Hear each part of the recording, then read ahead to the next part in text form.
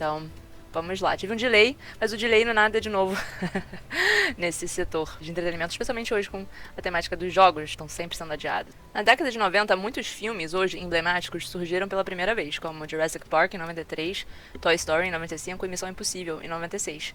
Esses também rapidamente se tornariam franquias de muito sucesso, vendo popularidade contínua até os dias de hoje. Eu diria especialmente Missão Impossível, né, com o Tom Cruise, claro, fazendo manobras instantes, cujo 8º filme vai estrear no ano que vem. Motivada pela competição com estúdios de animação concorrentes, como o estúdio Ghibli, do Miyazaki, que muitos amam, a Disney Feature Animation desfrutaria de um chamado renascimento até o final da década de 90. O estúdio da Disney continuou alavancando em cima das princesas da Disney, enquanto lançava uma série de produções que foram aclamadas pela crítica e também comercialmente. Teve sucessos recordes de bilheteria com O Rei Leão e Aladdin, e também com outros emocionantes longas, Pocahontas, Mulan e Tarzan. Essas animações fantásticas, que hoje são fonte de nostalgia para toda uma geração, tinham mensagens emocionais profundas e um escopo de cenários, personagens e temáticas super interessantes e relevantes, narrativas imaginativas e elementos multiculturais.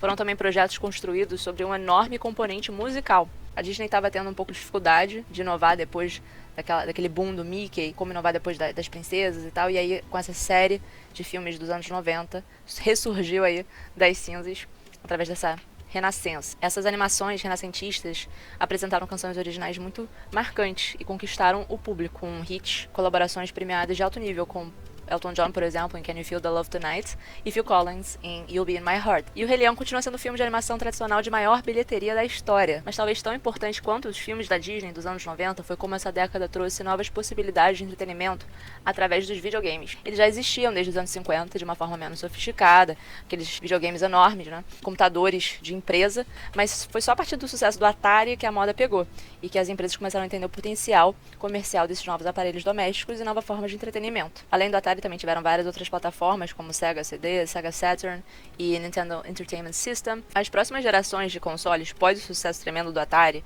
a quarta, quinta e sexta gerações, mas principalmente a quinta geração, introduziram uma nova cultura de passatempo e conteúdo imersivo em casa.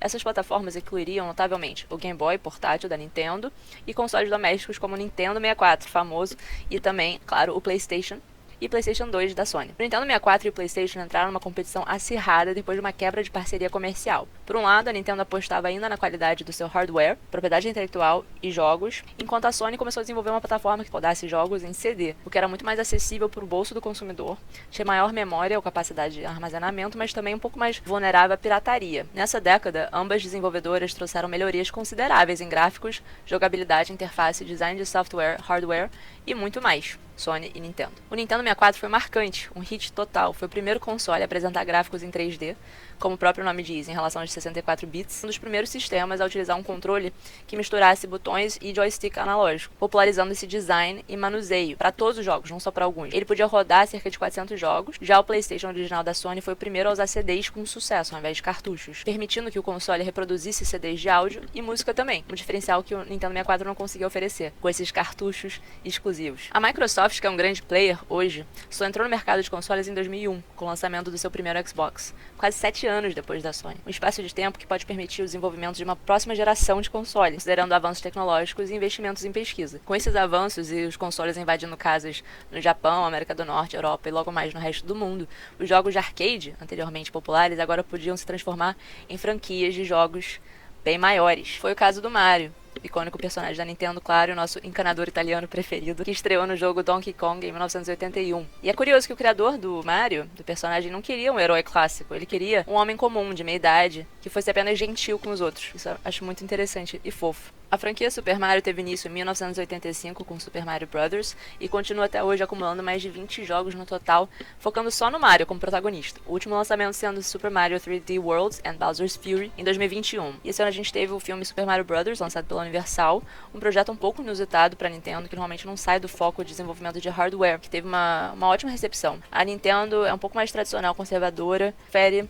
lançar só quando tem algo melhor a oferecer de fato. Quem sabe aí abrindo novas portas para Nintendo. E isso nem cobre personagens e projetos secundários afiliados a Mario, como Luigi, Yoshi, Donkey Kong, Kirby, Princess Peach, né, a Princesa Peach, Wario e muitos outros personagens carismáticos que também têm suas próprias histórias, jogos, produtos, merchandise e subculturas, subseguidores, né. O Kirby, por exemplo, virou febre até em cafeterias com sua aparência super fofa, kawaii. Do lado do PlayStation, jogos importantes da década de 90 incluíram Gran Turismo, Crash Bandicoot, Final Fantasy VII e um pouco mais tarde GTA. Todos best-sellers com sequências e logo franquias também imensamente populares até hoje. No entanto, foi realmente a Sony que venceu não apenas a guerra dos consoles dos anos 90, mas também a de franquias multimídia como um todo, com seu fenômeno Pokémon, não podia deixar de mencionar. Atualmente, Pokémon é a franquia mais valiosa do mundo, estimada em 76,4 bilhões de dólares. De fato, a estrutura de base de Pokémon como um produto criativo e altamente comercializável foi construída de forma inteligente em uma experiência imersiva e aparentemente interminável, em cima do colecionar, treinar e duelar, um conceito que foi reforçado pelo slogan "Temos que pegar", ou agora catch 'em all.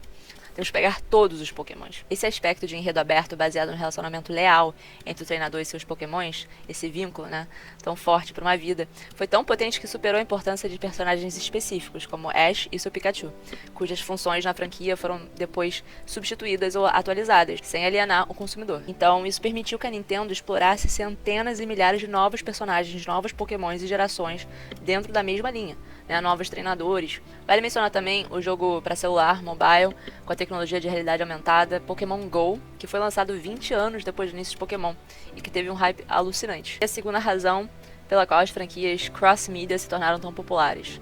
Empresas e proprietários de direitos de propriedade intelectual desejam, claro, continuar expandindo produtos de mídia de sucesso como uma forma mais segura de continuar obtendo lucro, aproveitando aí uma base de usuários já conquistada e, de certa forma, garantida. Bem, contanto que não pisem muito na bola a ponto de perder parte do público, de fãs. Reciclar ou reformular mundos e personagens já estabelecidos é obviamente menos trabalhoso e arriscado do que criar projetos conceituais inteiramente novos. Diversificar o escopo de um portfólio criativo é interessante para essas desenvolvedoras e estúdios. Outros exemplos de propriedade intelectual que foi explorada em franquias multimídia para geração contínua de receita incluem, por exemplo, os Cavaleiros do Zodíaco, ou Saint Seiya, que teve um jogo mobile lançado ano passado, e a franquia Batman, com filmes notáveis recentes que desenvolvem a história de origem de personagens como o Coringa e Harley Quinn. Uma tendência interessante é como essas franquias estão trazendo estrelas que estão associadas a outros setores do grande guarda-chuva da indústria do entretenimento, mas que também exibem talento e potencial multimediático. Um exemplo é a própria Lady Gaga, que originalmente alcançou a fama como uma cantora pop, e desde A Star Was Born, com Bradley Cooper, também teve uma revelação em sua carreira como atriz, inclusive indicada ao Oscar. Da mesma forma, o estúdio independente polonês CD Projekt Red, que eu tanto amo,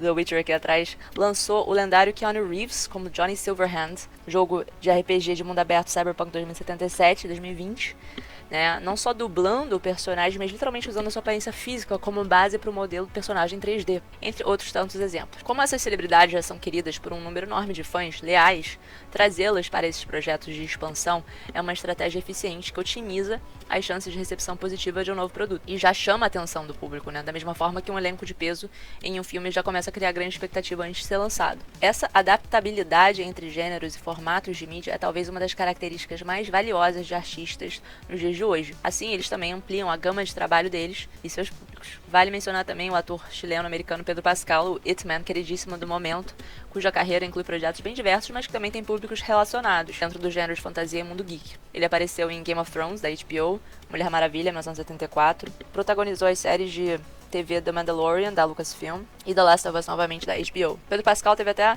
recentemente um filme mais independente de arte, que competiu em Cannes, esse ano, Strange Way of Life, do consagrado autor espanhol Pedro Almodóvar. E então vieram os serviços VOD, Video On Demand, não TV a cabo ou via satélite, plataformas de streaming que operam por conexão à internet, como Apple TV, Amazon Prime, Netflix, por assinatura. Porém, vou parar por aqui esse vídeo e continuar na parte 3 sobre as plataformas de streaming a partir de 2010, dedicando a parte 2 aí aos anos 90 e 2000, que já tem bastante coisa, e falar mais da Netflix e VOD no próximo capítulo dessa resposta à grande pergunta sobre franquias multimídia e por que são tão populares nos dias de hoje. Espero que tenham gostado.